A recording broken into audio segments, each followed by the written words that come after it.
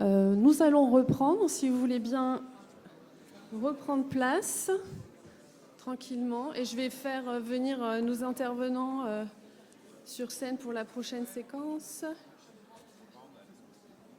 Donc, j'appelle Zoé, David, François et Nazir à monter sur scène. Si tu... Ouais.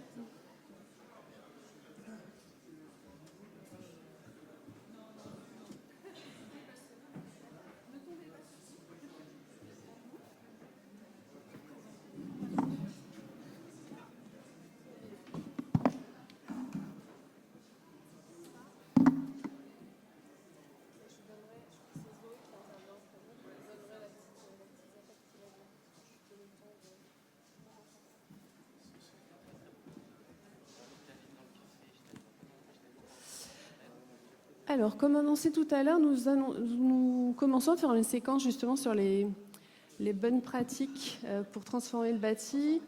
On a parlé justement dynamique et politique publique un peu tout à l'heure. L'idée, c'est de voir justement un peu l'atterrissage territorial avec des institutions différentes qui vont nous partager justement les dispositifs qu'ils ont pu mettre en place à leur échelle. Donc, je vais laisser la parole à Zoé Chalouin, qui est chef de projet LEPFIF. Et je... Merci. Bonjour à toutes et tous. Donc dans la continuité de nos échanges, les échanges précédents, moi je vais vous présenter un peu comment l'EPF travaille sur ces sujets de transformation, et je vais faire un focus sur la transformation de bureaux en logement, parce que du coup on mène une démarche et une réflexion interne sur ce sujet. Juste pour remettre tout le monde au même niveau de connaissance, l'EPF, donc c'est un établissement public qui accompagne les collectivités de la définition de stratégie jusqu'à l'acquisition de foncier, puis à la cession d'un opérateur avec une phase de portage. Du coup, aujourd'hui, la transformation immobilière, c'est pas un sujet nouveau, puisque on travaille sur la construction de la ville sur la ville depuis un certain nombre d'années, puisque un tiers de nos interventions sont en faveur de la transformation immobilière. Donc, on va reconvertir des garages, des locaux d'activité, énormément de sites qu'on a pu citer avant. La plupart de nos projets sont... la majorité de nos projets sont en faveur de la production de logements, puisque notre mission première est de favoriser la production de logements sociaux dans les territoires. Derrière le chiffre de 1/3 d'intervention en transformation immobilière, la réhabilitation aujourd'hui est à un pourcentage assez faible, mais du coup monte en puissance depuis quelques années. Du coup, face à ces constats d'augmentation de gisements de bureaux, et puis face à des collectivités qui s'interrogent aujourd'hui sur qu'est-ce qu'on va faire de nos espaces d'activité et de nos bureaux existants, on a mené un travail avec le GRECAM pour essayer d'identifier les communes où le potentiel de transformation serait le plus favorable. Du coup, ce travail théorique nous a permis en fait ensuite d'avoir un dialogue avec les collectivités et de voir avec elles, de pouvoir ensuite aller étudier les marchés plus spécifiques. Pour faire ce travail, en fait, on s'est intéressé aux parcs de tertiaires qui sont supérieurs à 25 000 m² par commune, étant donné que la perte de bureaux est une perte aussi fiscale. On ne voulait pas non plus complètement... L'idée n'est pas de priver complètement les collectivités des bureaux. Donc on est parti sur cette base-là. On a travaillé sur le différentiel de prix de cession entre le bureau et le logement. Est-ce que le prix est plutôt favorable au logement ou favorable au bureau ? On a travaillé sur l'évolution des prix pour voir si finalement on serait en capacité d'aller négocier des prix d'acquisition de bureaux beaucoup plus bas qu'à une époque. On est allé regarder aussi la capacité d'écoulement du parc, puisque en fait on ne va pas venir mettre du logement en plus en très grande quantité si dans des secteurs où finalement aujourd'hui on a du mal déjà à écouler le stock. Voilà. Et puis on a regardé aussi, et ça c'est notre premier critère finalement, on a regardé les communes qui sont carencées ou déficitaires en logement social, et c'est ces communes-là qui seront fléchées en priorité. Un dernier point peut-être, c'est l'âge du parc et le taux de vacances. On se questionne, aujourd'hui, alors c'est pour le moment, c'est vraiment une question, mais on se questionne sur les actifs de bureau qui ont moins de 10 ans. Est-ce qu'on a un véritable plus-value à les transformer, ce type d'actifs? Donc face à cette première cartographie, alors vous voyez, on retrouve des communes historiquement pourvues de beaucoup de bureaux. On a décidé du coup de travailler sur comment on allait pouvoir intensifier la transformation et comment on va pouvoir accompagner mieux les collectivités. Alors déjà, la première étape, c'est la définition de la stratégie, où on accompagne, on cofinance les collectivités, les intercommunalités au travers de nos conventions stratégiques sur des études des études de stratégie urbaine, des études de définition de leur stratégie de développement économique. L'idée est aussi de repenser le développement économique du territoire. On s'engage aussi quand les secteurs de bureaux sont trop compliqués. On est partenaire du PPA du quartier Mont-d'Est à Noisy-le-Grand, où du coup c'est un grand quartier de bureaux où il faut trouver son avenir. Donc on participe à ce type de démarche. En interne, nous, à partir de du coup, cette cartographie où on a identifié les communes, on va aller identifier les opportunités et les actifs qui sont véritablement obsolètes et aussi les actifs qui seront potentiellement obsolètes sur du plus long terme. L'idée, c'est de se projeter aussi dans le temps et donc du coup aussi d'avoir une démarche en deux temps, soit de proposer aux collectivités d'acquérir certains actifs du coup, qui ont besoin où il y aura un projet facilité de transformation rapide, soit autrement on a un outil qui s'appelle la foncière publique qui nous permet de faire du portage sur 10 ou 15 ans et qui du coup nous permet aussi de potentiellement porter des actifs qui aujourd'hui ont encore un peu d'occupation mais qui on sent vont avoir une obsolescence et vont potentiellement avoir besoin d'un travail et d'une transformation et donc on a une possibilité de les acquérir par ce biais. On a un travail aussi de construction de partenariats parce que du coup les acteurs qui sont autour de cette table ronde, on va se faire écho. Nous, on est un maillon de la chaîne. On va faire l'acquisition de portage. Après, il va falloir qu'il y ait des opérateurs qui viennent travailler avec nous pour que les projets se fassent. Et donc, du coup, il y a besoin d'un dialogue même en amont pour réussir à acheter au bon prix et vraiment définir la programmation. Et du coup, cet accompagnement qu'on fait auprès des collectivités, on le fait aussi en partenariat avec l'ensemble des acteurs. Merci Zoé.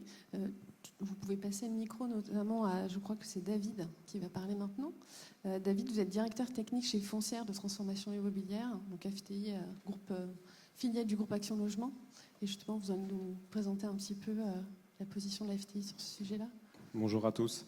Je vais plus précisément vous présenter comment on fonctionne et ce qu'on apporte dans le processus de transformation parmi les acteurs qui sont là et qui sont engagés, avec qui on est déjà partenaire sur plusieurs projets. Le groupe Action Logement a vu dans ces millions de mètres carrés disponibles une opportunité de renforcer la production de logements abordables et il a envie de créer un outil dédié capable de levier certains freins à la transformation, notamment les freins économiques.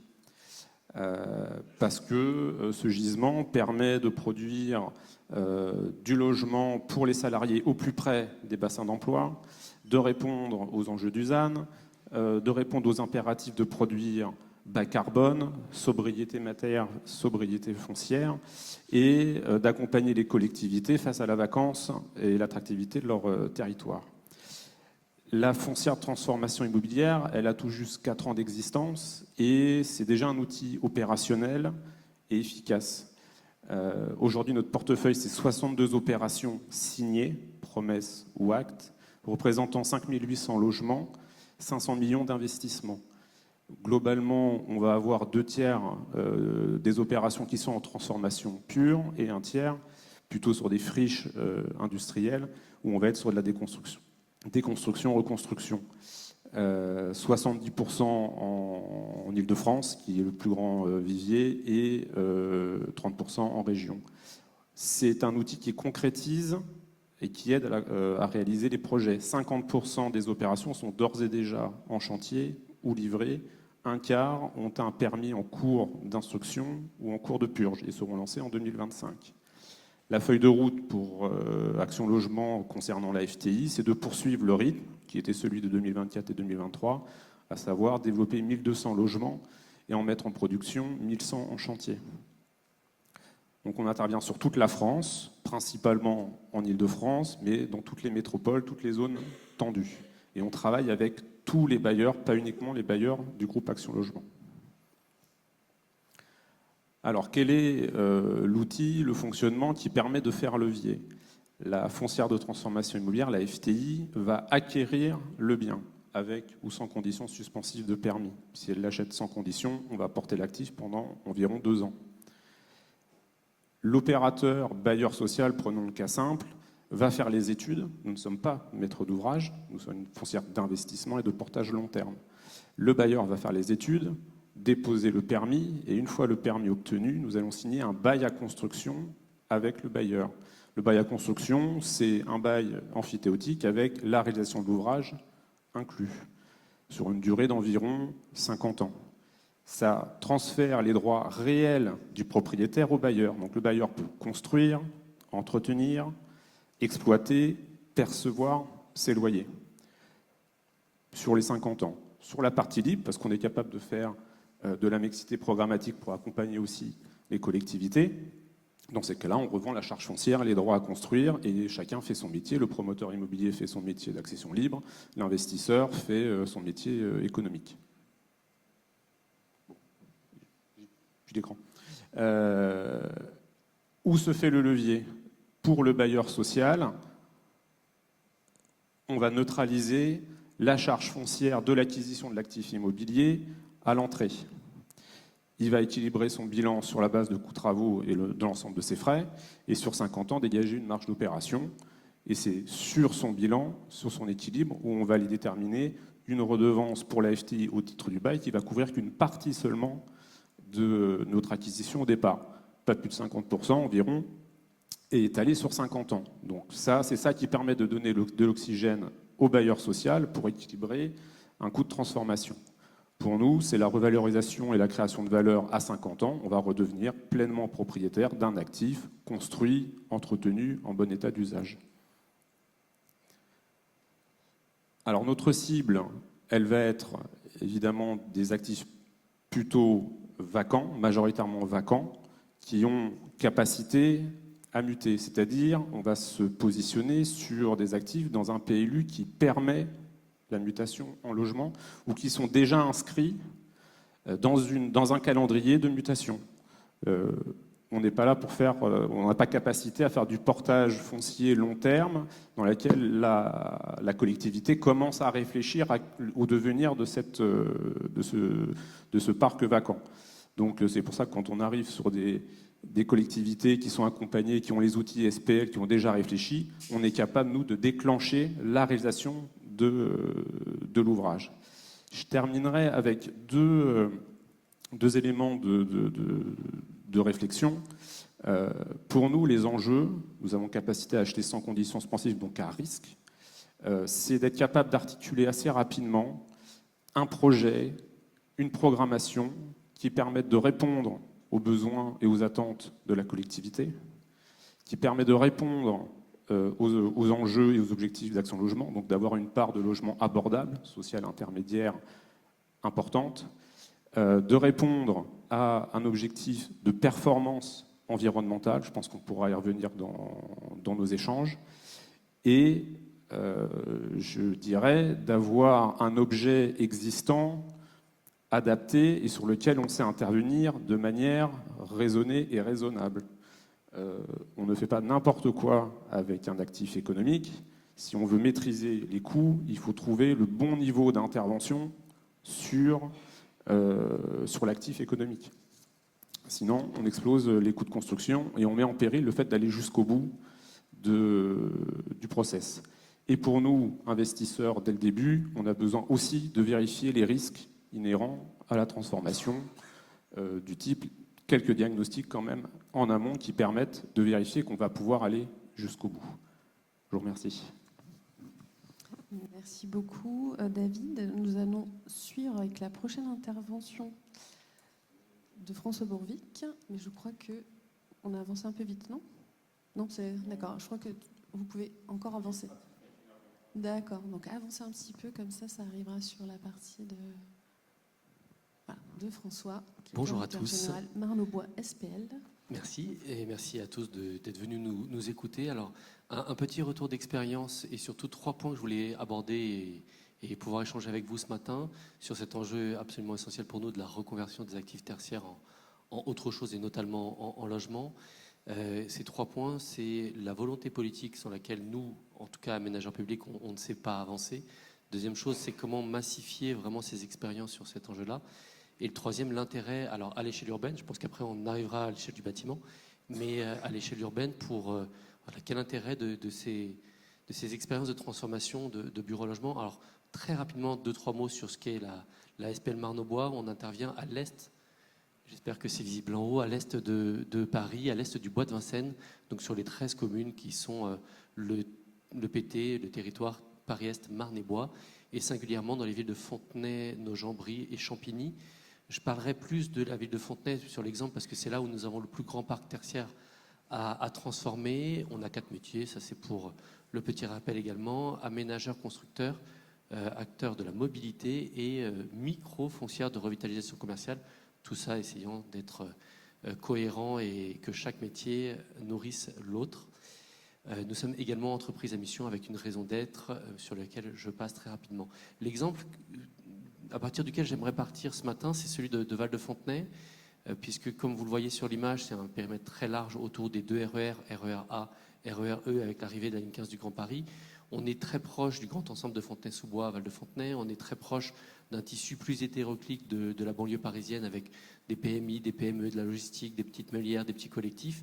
Donc on est dans un tissu qui, en fait, parle à beaucoup de gens dans la salle, j'imagine, en tout cas tous ceux qui travaillent en proche ou plus lointaine couronne parisienne, avec cette particularité d'avoir un pôle tertiaire maintenant assez ancien, puisqu'il existe depuis les années 80, et il constitue à peu près 400 000 m² de bureaux, donc par rapport aux chiffres qu'évoquaient nos camarades de l'EPF juste avant, on est plutôt sur un gros pôle tertiaire, avec des actifs plutôt récents qui sont pleins, malgré la période compliquée qu'on a dans le bureau aujourd'hui, et d'autres qui sont obsolescents, voire obsolètes, parce qu'ils ne sont pas décrets tertiaires, parce qu'ils ne correspondent plus aux attentes des utilisateurs, parce qu'ils ont besoin de beaucoup de réinvestissement. Et c'est pour nous à peu près 100 à 150 000 m² de bureaux qui sont voilà, susceptibles d'être soit laissés en bureau dans le marché tel qu'il est, pas forcément la bonne option, soit reconvertis. Donc c'est vraiment pour cela que je peux parler de massification de ces expériences, parce qu'on a cette masse tertiaire extrêmement importante, assez singulière dans le Val-de-Fontenay. Alors, les reconvertir, c'est possible que si nous, au préalable, on a quand même un maire, en tout cas une gouvernance politique qui veut aller dans ce sens-là. On ne peut pas, nous, imaginer conduire des opérations d'aménagement public avec une décision politique qui irait à rebours de cette transformation. Et c'est le point le plus important pour nous, c'est vraiment l'élément déclencheur. Et quand il y a une volonté, comme il est coutume de dire, il y a un chemin qui peut se dessiner. Sur 100 et quelques mille mètres carrés, ça vient alimenter plus de 1000, voire 2000 logements derrière à constituer. Et on sait aujourd'hui que construire autant de logements, c'est certainement une nécessité en Île-de-France. Tous les élus franciliens n'ont pas forcément envie d'engager un tel effort de construction, malgré les besoins, pour des raisons qui sont parfois extrêmement simples, qui sont la capacité à financer les équipements qui en découlent. Singulièrement, nous, ici, on a 3 éléments qui nous aident à assumer, en tout cas pour que le maire de Fontenay puisse assumer cette décision de transformer et donc de créer beaucoup de logements. Le premier point, c'est qu'on a des équipements dans la zone qui sont plutôt nombreux, en équipements sportifs, en patinoire, en piscine, en gymnase et en école, et avec un vieillissement du parc du grand ensemble et donc des classes disponibles dans les écoles du coin.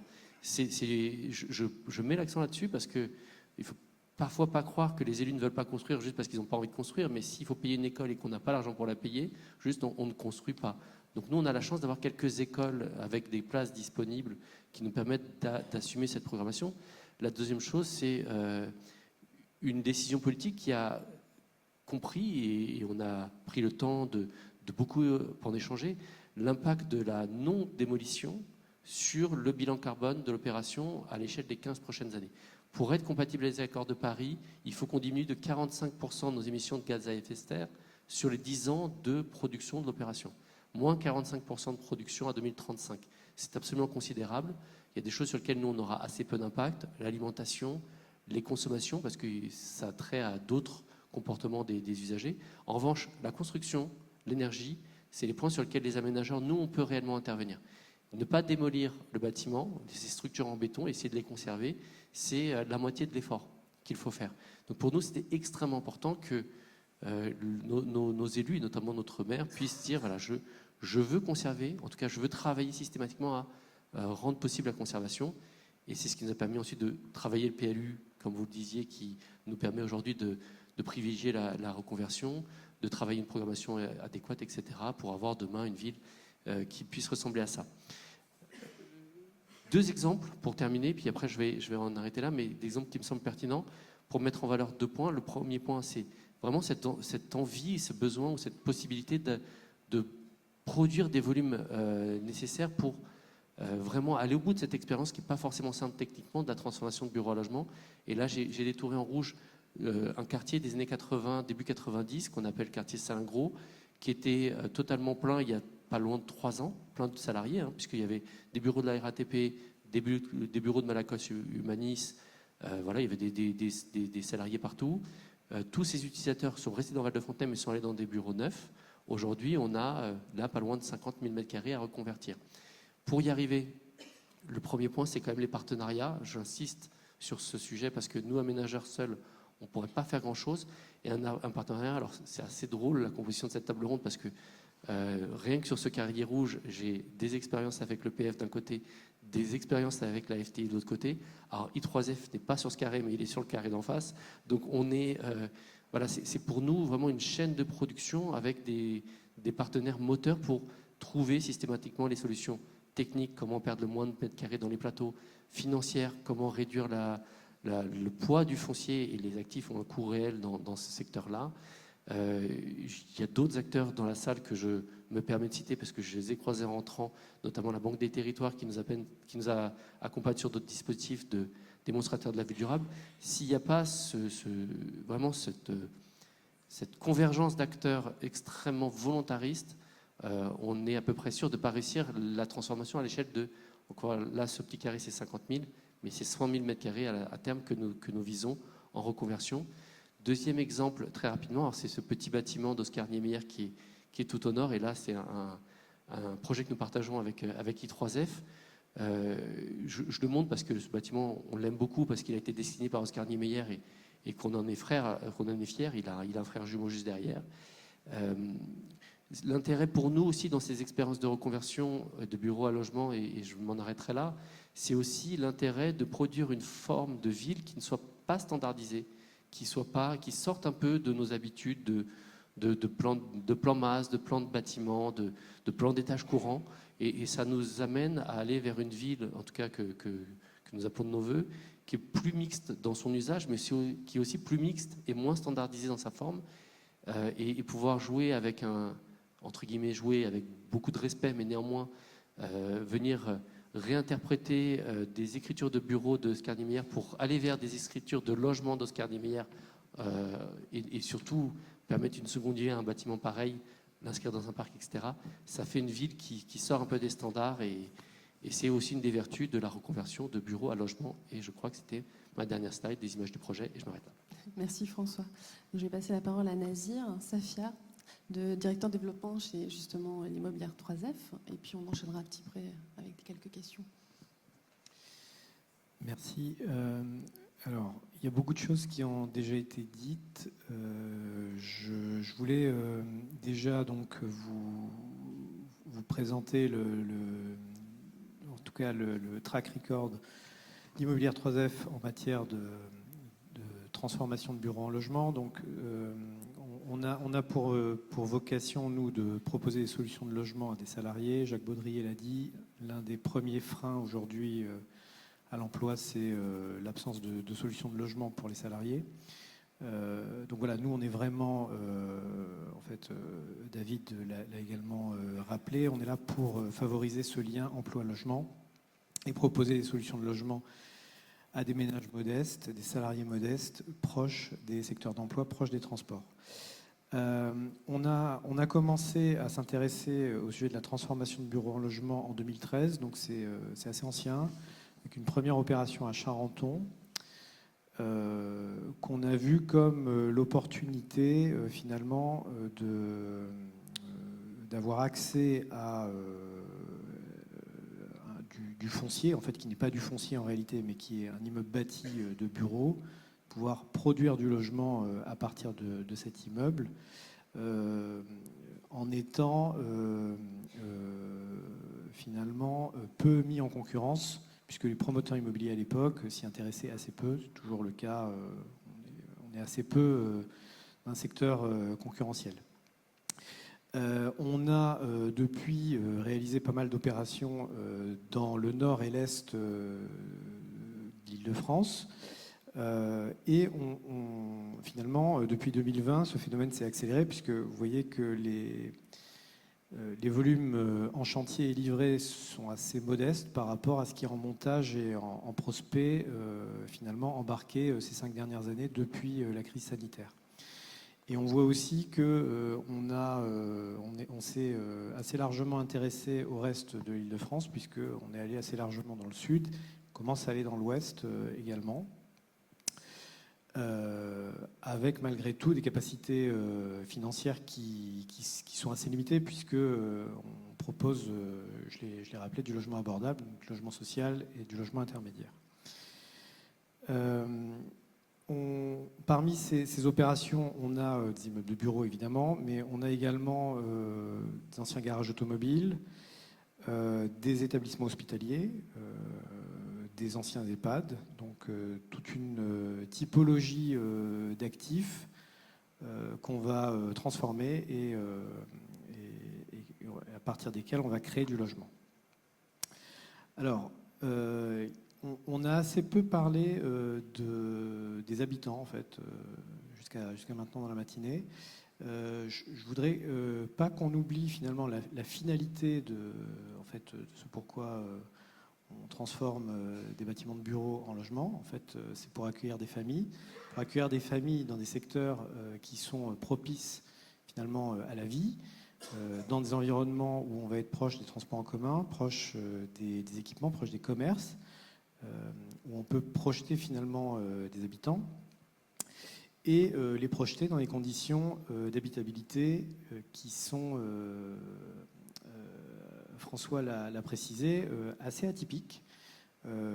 Et là, je voulais justement revenir sur ce point particulier, puisque j'ai souvent ce type d'échange avec des élus qui pensent que habiter dans des bureaux transformés en logements, c'est finalement habiter dans des sous-logements. En fait, c'est pas du tout vrai.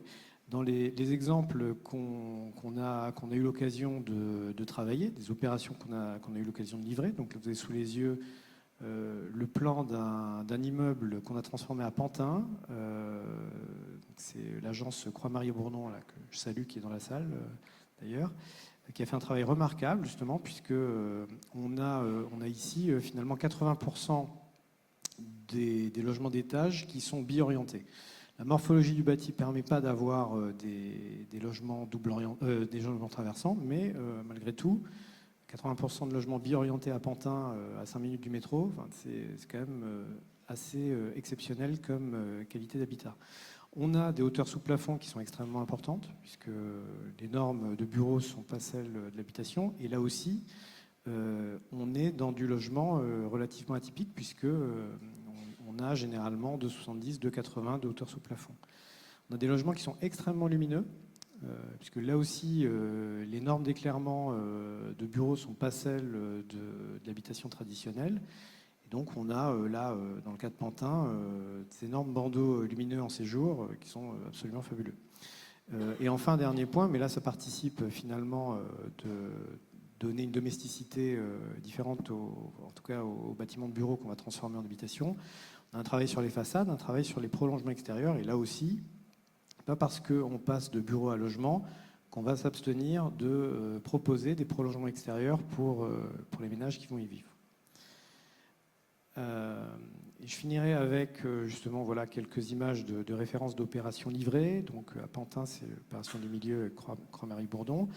Une opération qu'on a réalisée justement sur un foncier, sur un immeuble qu'avait acquis les PIF à la Selle Saint-Cloud, donc là aussi sur une commune carencée qui avait besoin de produire des logements sociaux. Opération là aussi exceptionnelle puisque on est sur des petits logements, majorité de T1 et de T2, mais avec énormément de logements qui sont traversants. Donc des T2 traversants, voilà, c'est quand même là aussi une qualité d'habitat qui est tout à fait remarquable. Et je terminerai par 2 points qui sont, là aussi, François en a parlé sur l'indice carbone de ces opérations. Aujourd'hui, les opérateurs immobiliers s'arrachent les cheveux pour être dans les clous de la RE 2028 sur l'impact carbone de l'acte de construire. Les opérations que vous avez sous les yeux sont des opérations qui sont au-delà du seuil 2031 de l'indice carbone, de la réglementation environnementale. L'un des points aujourd'hui qui n'est pas quantifié et qui serait bien de pouvoir quantifier, en tout cas que les opérateurs immobiliers qui s'investissent dans ce type d'opération puissent bénéficier d'un bonus, c'est celui lié à la ZAN, puisque en fait, aujourd'hui, en réalisant ce type d'opération, on permet de ne pas créer de logements à partir de surfaces qu'on va imperméabiliser. Et en fait, aujourd'hui, il serait bien de pouvoir donner un bonus. André Hichet, dans son rapport, proposait un crédit d'impôt justement pour faciliter ce type d'opération immobilière. Ça vaudrait le coup de se poser la question de savoir si ce crédit d'impôt pourrait être lié justement au fait de ne pas artificialiser de nouvelles surfaces. Oups, pardon. Merci Nadir. Je vais peut-être reprendre la zapette pour me remettre sur la slide. Merci. On va faire un petit. J'ai peut-être une question justement. On parlait vous parliez des riverains, des futurs usagers et aussi des collectivités, des collectivités territoriales. Comment en fait vous travaillez, comment vous voyez sur l'acceptabilité en fait aussi de la transformation, à la fois pour vous parler tout à l'heure de standardisation, ça aussi d'une certaine manière normer un peu l'esthétique acceptable, et du coup en faire avec le bâti, ça pose des questions aussi d'acceptabilité. Comment chacun d'entre vous avez potentiellement travaillé là-dessus?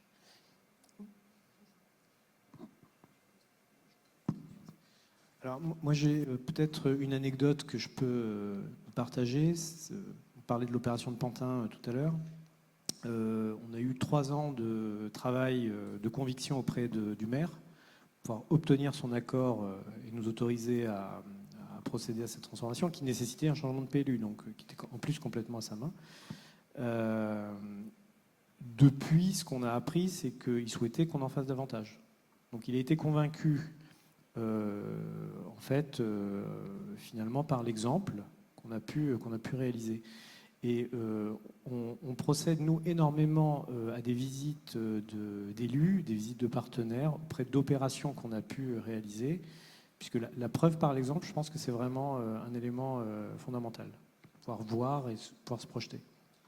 Moi, je rajouterais, je suis totalement d'accord avec ce que tu viens de dire. Je rajouterais un point que j'ai ressenti de façon extrêmement forte dans les 2-3 dernières années, pas seulement à Fontenay-sous-Bois, mais chez pas mal d'élus rencontrés, c'est qu'il y a eu tellement de difficultés à faire passer des permis de construire, des actes de construction, notamment auprès des riverains, que parfois partir d'un immeuble existant, c'est-à-dire d'un volume existant que les gens connaissent, même si la façade change, même si l'usage à l'intérieur change, et ça pose plein d'autres questions, mais le fait de ne pas venir créer un volume et donc d'une certaine manière conserver une part du paysage existant, ne serait-ce qu'en gabarit, même parfois avec un étage ou deux dessus en plus, mais voilà, pas de changement radical. C'est plus facile, en tout cas les élus, on le ressentent parfois comme quelque chose de plus facile à faire accepter chez les riverains. Parce que on part d'une forme, en tout cas d'un gabarit, d'un volume qui est connu, donc perçu, perceptible, et avec lesquels il est parfois plus facile d'argumenter. Donc c'est un point qui plaide parfois en faveur de la reconversion plutôt que la démolition, reconstruction. pour compléter et aller dans le même sens que ce qui vient d'être dit, nous, on voit vraiment qu'au travers de la démonstration, de montrer des modèles, et il y a un point qui a été abordé tout à l'heure sur la défense. Aujourd'hui, on manque un peu de modèles de mixité et de projets qui transformerait le quartier, quand on est à l'échelle d'un quartier de bureaux où il faudrait transformer, où on aurait du logement, différents types de logements, parce qu'il n'y a pas qu'un type de logement, mais il y en a plusieurs, et où on pourrait aussi avoir de l'activité. Alors on a quelques exemples qui existent, mais on n'a pas encore assez de modèles pour pouvoir vraiment convaincre, mais dans le dialogue avec les collectivités et dans l'accompagnement au travers aussi d'études pour leur montrer qu'il y a des choses qui sont faisables, on arrive à faire changer les choses. Alors il y a toujours des maires réticents. On a aussi des intercommunalités qui sont réticentes parce qu'elles ont la compétence développement économique, il ne faut pas l'oublier. Et donc voir disparaître du territoire un actif économique, ça pose aussi des questions. Donc c'est pour ça qu'il faut pouvoir avoir un degré de réponse pour chacun de ces acteurs et pour chacun de ces niveaux pour que les projets se fassent. Peut-être juste pour compléter, je pense que déjà il faut montrer qu'on sait faire et que je pense qu'à force de multiplier les expériences et la satisfaction des collectivités et des habitants, on œuvrera pour que ce soit plus acceptable pour d'autres collectivités moins prêtes. Et peut-être aussi, on en avait un peu parlé pendant la préparation de cet événement, il faut aussi que la collectivité ait les capacités et le temps de faire le deuil de la valeur économique de leurs actifs. Pour l'anecdote, une opération qu'on a en commun avec les PFIF à Jouy-en-Josas, où le promoteur n'arrivait pas à sortir l'opération, n'arrivait pas à trouver l'équilibre et surtout n'arrivait pas à satisfaire la collectivité, parce que la collectivité, c'était son entrée de ville, la vallée de la Bièvre, et que le premier bâtiment que les gens allaient voir en rentrant, en sortant de l'autoroute, devait marquer qualitativement l'entrée de la ville. Et le promoteur n'arrivait pas avec son modèle de promotion traditionnel. Et le premier sujet qu'on a traité, et qu'on a traité du coup en direct, c'est de sortir de la promotion et de dire, en transformation, on est capable de faire de la qualité et on est capable de vous amener ce que vous recherchez. Et la deuxième chose, ça a été de travailler une programmation qui soit acceptable. Parce que passer de l'économique à du logement libre, ça passe. Nous, on arrive, FTI, on va vouloir avoir au moins 50% de logements abordables. Donc on est allé chercher de l'intermédiaire. Et l'accession libre, pas possible. On n'allait pas tout faire en intermédiaire et social, donc on est allé chercher du BRS. Et on est allé avec l'OFS 78 qui a fait une partie du bâtiment. Et donc c'est l'articulation entre un projet qui soit acceptable d'un point de vue architectural, mais aussi d'un point de vue programmatique. Et on a rajouté aussi un actif économique en rez-de-chaussée. Donc la mixité programmatique, je pense, c'est une vraie réponse. Il faut pouvoir accompagner les collectivités sur ces sujets. Je vois que le temps file. Je me demandais si éventuellement il y avait une question dans la salle. Ah, il y a deux bras qui se lèvent. On va les prendre.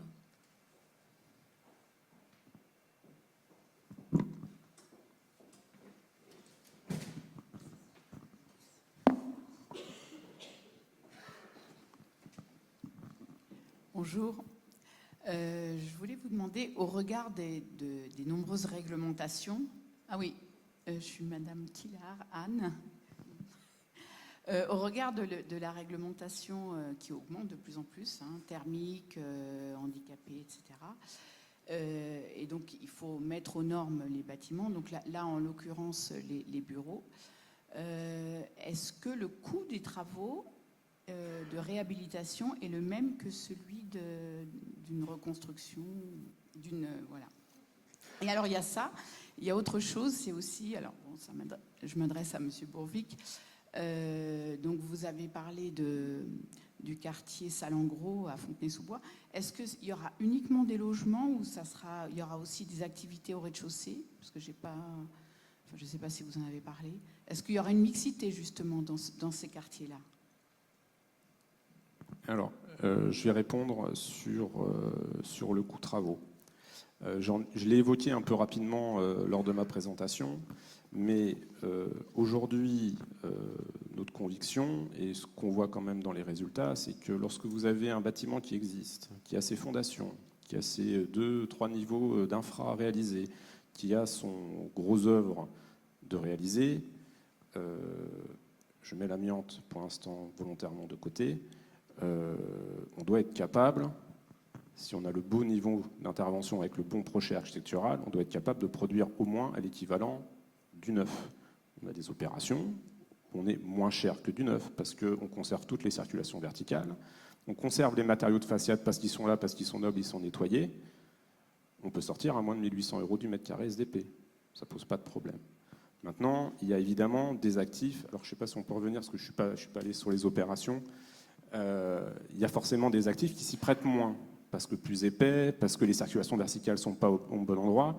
Et effectivement, c'est quelque chose qu'on partage avec I3F. C'est si on fait du logement, ce n'est pas pour aligner des T2, des T3 mono-orientés, tous azimuts.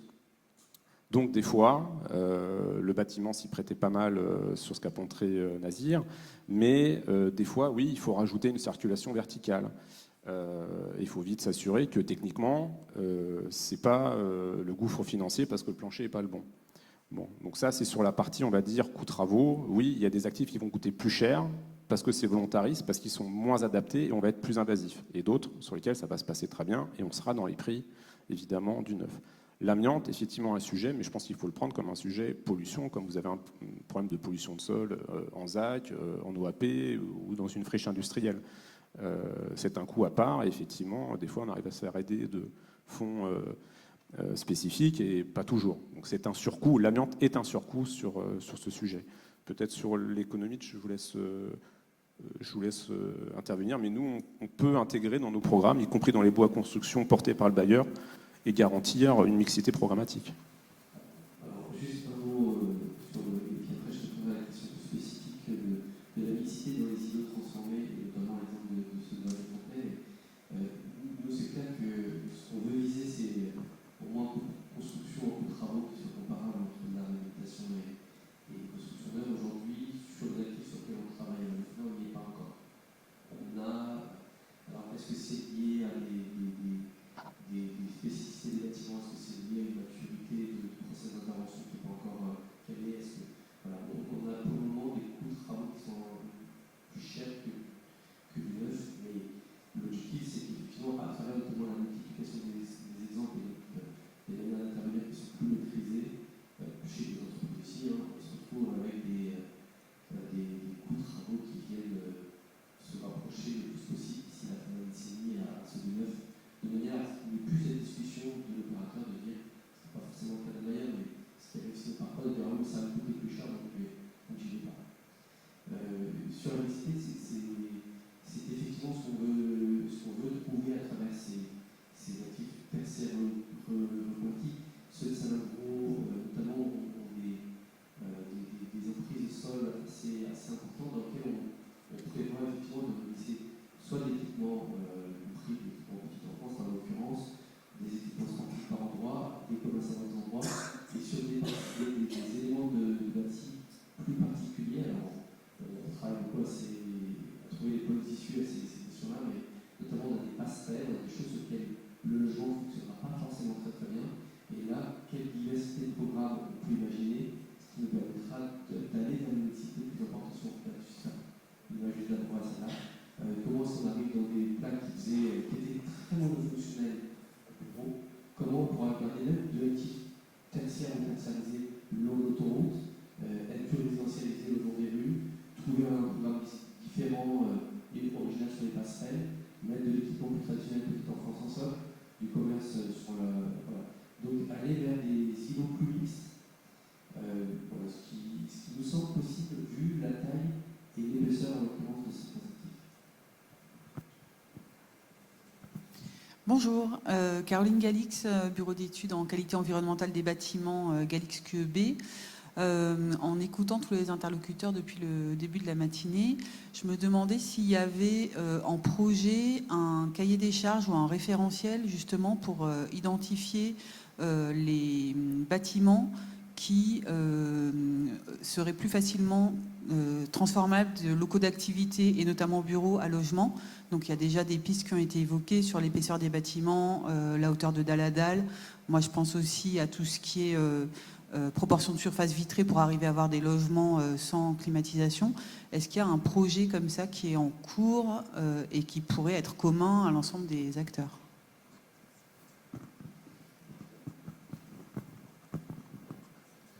Je ne connais pas de travaux de cette nature, ni moins de façon empirique finalement par rapport au lot de projets des cinquantaines en Ile-de-France qu'on travaille actuellement.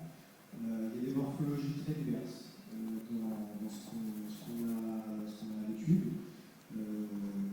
Qui d'arrêt d'une douzaine de mètres d'épaisseur, c'est le cas d'une meilleur par exemple, c'est le cas de l'opération Charenton, des bâtiments en plot, des bâtiments à patio également, bâtiments beaucoup plus morcelés. Et c'est vrai que, en fait, on se pose la question différemment par rapport à celle que vous posez, parce qu'on a déjà un cahier des charges qui prescrit finalement le logement traversant ou l'orienté. Et donc on cherche à intégrer le cahier des charges dans cette matière qu'on voit défiler finalement sur la section d'Île-de-France. Et on s'arrête sur les bâtiments qui, après étude, nous semblent les plus propices à réaliser ces projets-là. Peut-être que vous pourrez, sur la base, encore une fois, sur la base des retours d'expérience, qualifier justement les typologies de projets qui se prêtent le plus à cette transformation. Par rapport à ce qui a été dit tout à l'heure, justement sur l'économie de projet, en fait, il y a aussi une recherche d'économie globale, finalement, entre le coût des travaux et le montant d'acquisition de l'immeuble, puisque, en fait, ce dont on se rend compte quand on transforme un bâtiment de bureau ou un bâtiment de logement, c'est qu'il y a inéluctablement une perte de surface. En fait, dans le meilleur des cas, il y a 25% de surface qui sont inexploitées, entre le BSU de bureau et le BSU de logement. Et cette surface, elle peut monter jusqu'à 50%. Donc en fait, quand vous avez 50% de perte dans une économie globale, il faut qualifier à la fois combien ça vous coûte en fait, de transformer le bâtiment, mais aussi à quel prix vous l'avez acheté. Parce que si vous l'avez acheté vraiment pas cher, ce qui est le cas de ces 5 lots encore tout petit, c'est un bâtiment où on a perdu énormément de surface, de développement de plancher pour gérer le vis-à-vis entre logements. On s'y retrouve malgré tout parce que le bâtiment était vraiment acheté pas cher.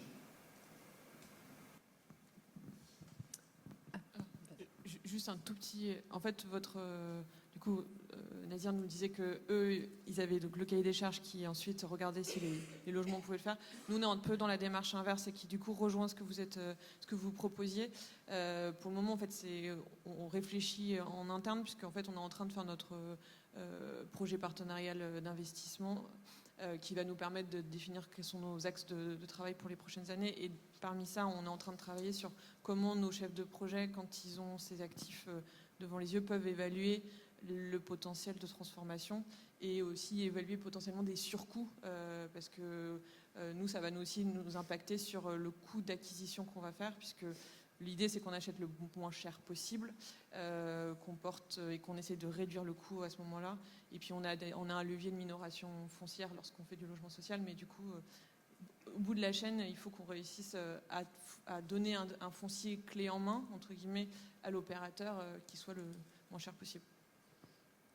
Merci à tous les quatre. Alors, la question posée et les réponses apportées m'amènent à penser que Ecopolis pourrait notamment travailler sur ces sujets-là et dans le cadre du programme d'action et développer des choses. Et ça fait une transition parce qu'on parlait de bonne pratique, partage d'expérience et donner à voir des projets qui se réalisent et voir partager l'expérience de ces projets-là, d'annoncer la séquence qui suit, justement, qui est dédiée au partage de projets. Avant de vous lever, de partir, je vous invite tous à les applaudir et je vous remercie sincèrement.